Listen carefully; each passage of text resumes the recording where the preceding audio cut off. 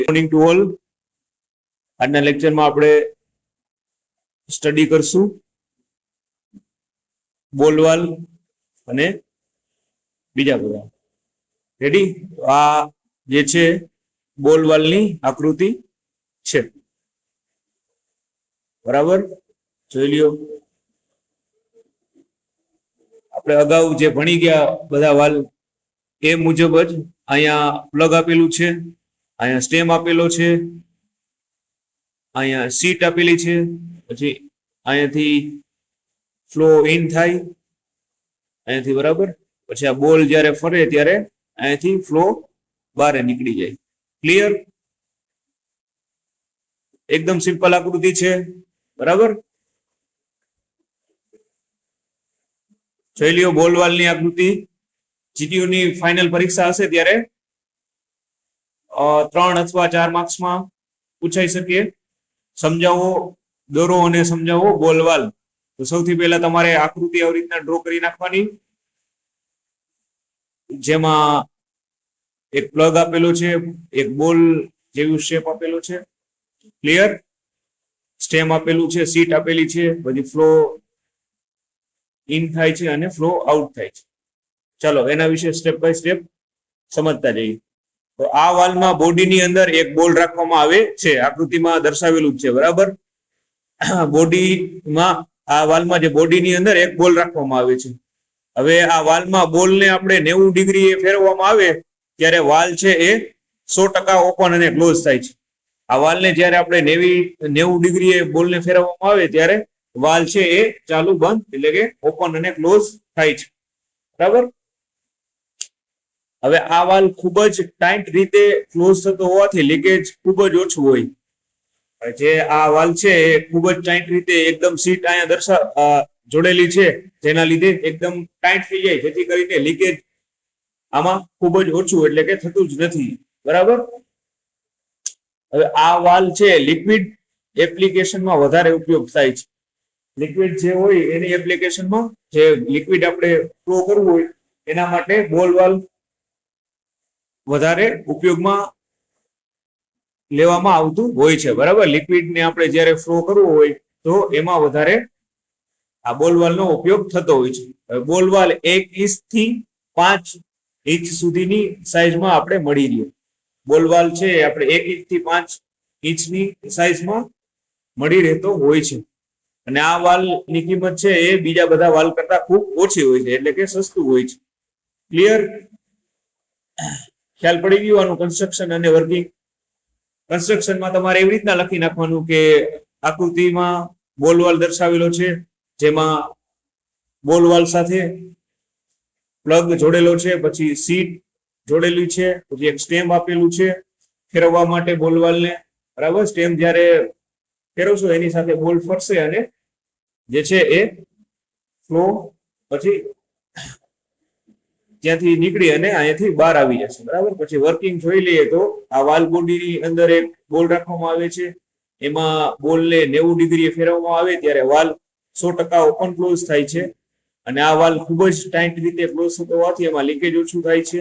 વાલ ની લિક્વિડ એપ્લિકેશનમાં વધારે ઉપયોગ થાય છે. વાલ છે 1 ઇંચથી 5 ઇંચ સુધીની સાઈઝમાં મળી રહી અને આ વાલની કિંમત છે એ બીજા બધા વાલ કરતા ઘણી જ ખૂબ જ ઓછી હોય છે, બરાબર? તો આ થઈ ગયું આપણું બોલ વાલ. બોલ વાલ આપણે ક્યાં વધારે એપ્લિકેશન ઉપયોગ થાય કે લિક્વિડની જે એપ્લિકેશન હોય એમાં વધારે આપણે બોલ વાલનો ઉપયોગ કરવાનો રહેશે. ક્લિયર? અને 1 ઇંચથી 5 ઇંચ સુધીની સાઈઝમાં આપણે મળી રહીએ અને આ જે છે બોલ વાલ એની કિંમત બીજા વાલ કરતા ખૂબ જ ઓછી હોય છે, બરાબર? તો આ થઈ ગયું આપણું બોલ વાલ. હવે એના ફાયદા અને ગેરફાયદા જોઈ લઈએ તો આ વાલની ફ્લોની કેપેસિટી બહુ જ વધારે હોય. ક્લિયર? બોલ વાલ થોડો આમ ઉપર જાય એટલા માટે ફ્લોની કેપેસિટી છે એ ખૂબ જ વધારે હોય છે. હવે આ વાલની કંટ્રોલ કરવાની લાક્ષણિકતા પણ ખૂબ જ સારી હોય છે, બરાબર? જે ફ્લોનો કંટ્રોલ કરવાની જે લાક્ષણિકતા છે એ ખૂબ જ આમાં સારી છે, બરાબર? જે કઈ ફ્લો થતો હોય લિક્વિડ અથવા પ્રવાહીનો તો એને આપણે કંટ્રોલ કરવાની લાક્ષણિકતા ખૂબ જ આમાં સારી હોય છે. પછી આ વાલની રેન્જિબિલિટી વધારે હોય છે, બરાબર. બધા આપણે રેન્જિબિલિટી આગળ ભણી જ ગયા કે વધારેમાં વધારે અને ઓછામાં ઓછો કેટલો જે છે ફ્લો કંટ્રોલ કરી શકાય એના રેશિયાને આપણે રેન્જિબિલિટી કહેવામાં આવે છે. તો આ બોલ વાલ છે એની જે રેન્જિબિલિટી છે એ ખૂબ જ વધારે હોય છે. હવે આ વાલની કિંમત બીજા વાલ કરતા ખૂબ જ ઓછી હોય છે, બરાબર. આપણે જે અગાઉ જે બધા ભણ્યા ગ્લોબ વાલ, પછી સોલેનોઇડ વાલ, પીચ વાલ, તો એના કમ્પેરમાં આ વાલની કિંમત છે એ ખૂબ જ ઓછી હોય છે. એટલે એ બધા કરતા આ વાલ થોડો સસ્તો હોય છે. ક્લિયર? આ વાલ સ્લરીમાં ખૂબ ઉપયોગી હોય છે, બરાબર છે. આ આટલા થઈ ગયા એના ફાયદાઓ. હવે ગેરફાયદા જોઈએ તો ઓછામાં ઓછા પ્રેશર હોય ને એમાં જ આનો ઉપયોગ થાય. વધારે પ્રેશર વાળું એપ્લિકેશન હોય તો એમાં આ વાલનો ઉપયોગ થતો નથી. અને આ વાલ જે છે ટાઈટ ટુ ઓપન ક્લોઝ કરવો પડે છે. પછી આપણે જોયું એમ ખૂબ જ ટાઈટ રીતે સીટ એમાં બેસેલી હોય જેથી કરીને ખોલ બંધ કરવું પડે છે. એટલે એ થોડીક મુશ્કેલી આમાં આવે છે, બરાબર. તો આ થઈ ગયા આપણા બોલ વાલના ફાયદા અને ગેરફાયદા. એકદમ સિમ્પલ છે, બરાબર.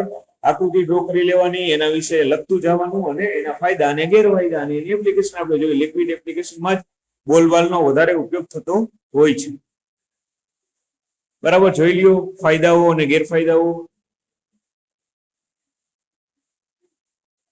વાલની ફ્લો કેપેસિટી વધારે હોય છે. પછી વાલની કંટ્રોલ કરવાની લાક્ષણિકતા ખૂબ સારી હોય છે. વાલની રેન્જિબિલિટી વધારે હોય છે. પછી વાલની કિંમત બીજા વાલ કરતા ઓછી હોય છે. પછી સ્લરીમાં ઉપયોગ થાય છે. પછી વાલ ગેરફાયદા જોઈએ તો આ વાલ છે ઓછા સ્પેસરમાં વધારે ઉપયોગ થાય છે એનો, અને valve time to time open close કરવો પડે છે, બરાબર. એટલે બરાબર. તો આ થઈ ગયા એના ગેરફાયદા. ચાલો જોઈ લ્યો બોલ વાલની આકૃતિ અને એનું કન્સ્ટ્રક્શન વર્કિંગ અને એના ફાયદા ગેરફાયદા. ક્લિયર?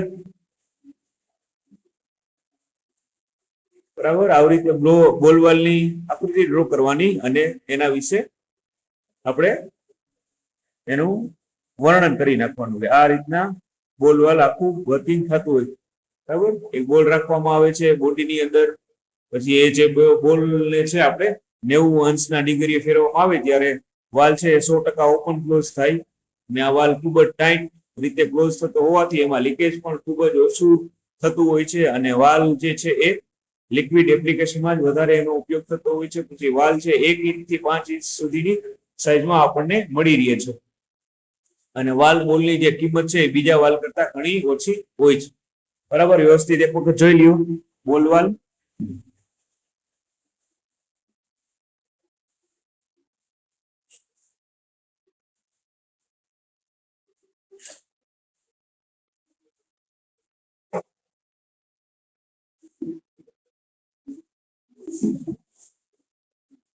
ચાલો હવે નેક્સ્ટ વાલ જોઈએ. હવે આપણે જોશું નીડલ વાલ, બરાબર છે. તો નીડલ વાલની પણ આકૃતિ એકદમ સિમ્પલ છે. ઘણી વખત પરીક્ષામાં પૂછાય સમજાવો નીડલ વાલ. તો સૌથી પહેલા તો આવી રીતના એકદમ સિમ્પલ આકૃતિ છે. અહીંયાથી ફ્લો અંદર જાય અને અહીંયાથી બહાર નીકળી જાય. અહીંયા આપણે અગાઉ જોયું એમ સ્ટેમ આપેલું છે. અહીંયા ઉપર એક્ચ્યુએટર રાખેલું છે, બરાબર. જોઈ લ્યો નીડલ વાલની આકૃતિ.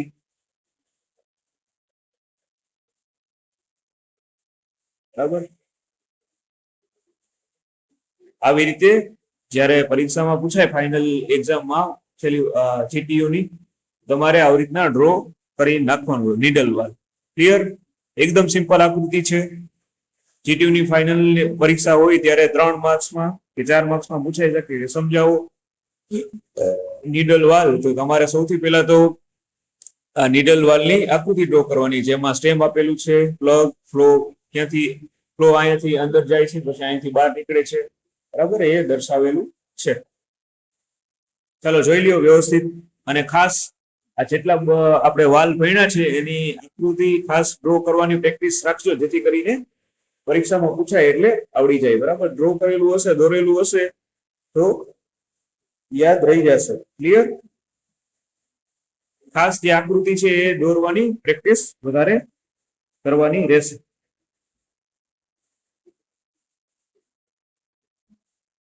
જોઈ લ્યો ડિટેલ વાળી આકૃતિ.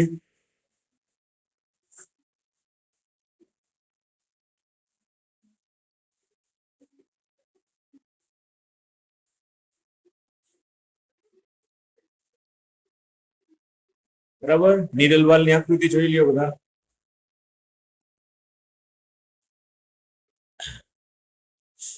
ચાલો હવે એના વિશે સમજતા જઈએ. હવે પેલો પોઈન્ટ આમાં શું લખવાનું કે નીડલ વાલની રચના થોડા ઘણા અંશે આપણે ગ્લોબ વાલ આગળ ભણ્યા એના જેવી જ છે, પરંતુ તેમાં સ્ટેમ થ્રેડ વાળો હોય છે.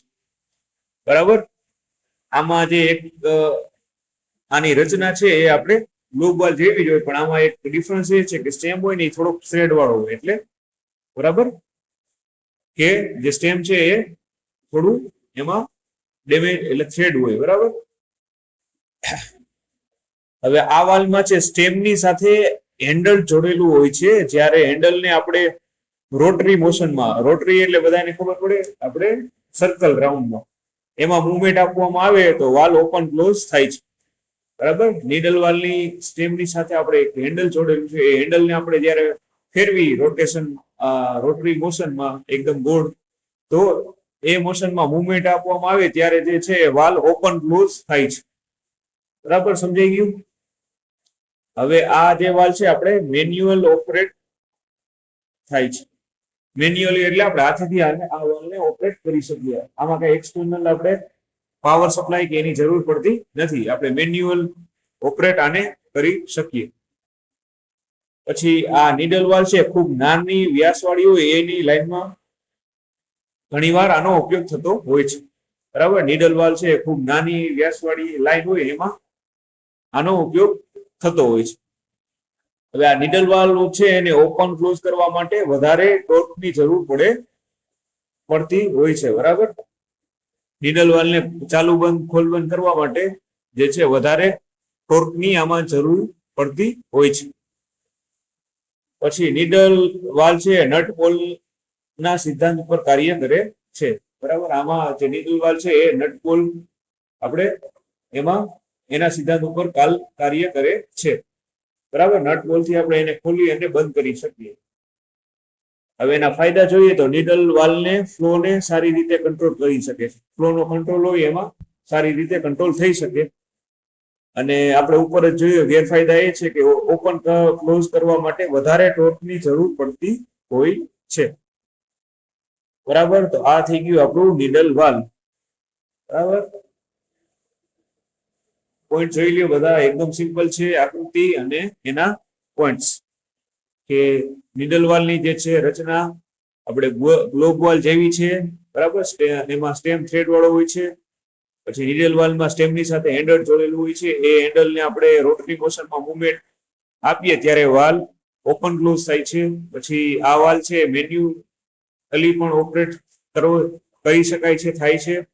પછી વાલ ખૂબ નાની વ્યાસવાળી લાઈન હોય એમાં આનો ઉપયોગ ઘણી વખત થતો હોય છે, કરવામાં આવે છે. પછી વાલને ઓપન ક્લોઝ કરવા માટે વધારે ટોર્કની આમાં જરૂરિયાત રહે છે. બરાબર, પછી નીડલ વાલ નટ બોલ્ટના સિદ્ધાંત ઉપર કાર્ય કરે છે. ક્લિયર? હવે આના ફાયદા જોઈએ તો આ વાલ જે છે ફ્લોને સારી રીતે કંટ્રોલ કરી શકે. અને ગેરફાયદા એ છે કે આ નીડલ વાલને ઓપન ક્લોઝ કરવા માટે વધારે ટોર્કની જરૂર પડતી હોય છે. બરાબર, આઈ હોપ નીડલ વાલ બધાને સમજાઈ ગયું. બરાબર, આ આકૃતિ છે અને આપણે એના કાર્ય પદ્ધતિ અને વર્કિંગ પ્રિન્સિપલ એનું સ્ટડી કર્યું, ફાયદા ગેરફાયદા. ઓકે, આપણે આજે સ્ટડી કર્યું બોલ વાલ, બરાબર, અને નીડલ વાલ. ક્લિયર? તો આજના લેક્ચરમાં આટલું રાખીએ. નેક્સ્ટ લેક્ચરમાં બીજા ટોપિક સ્ટડી કરશું.